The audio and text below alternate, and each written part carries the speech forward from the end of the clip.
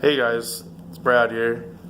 Not sponsored by Eskimo, but I got the brand new Pistol Bit 8-inch, and that sucker works great.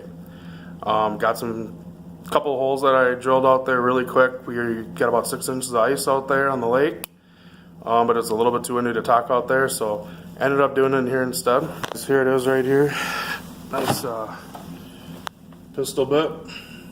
Works great. So hope you guys enjoy the quick 8-inch holes that I drilled through about 6 inches of ice. So it's just too windy out there today. I'm not sponsored by Eskimo or anybody, but they made a really good product, and it might be better than the K drill.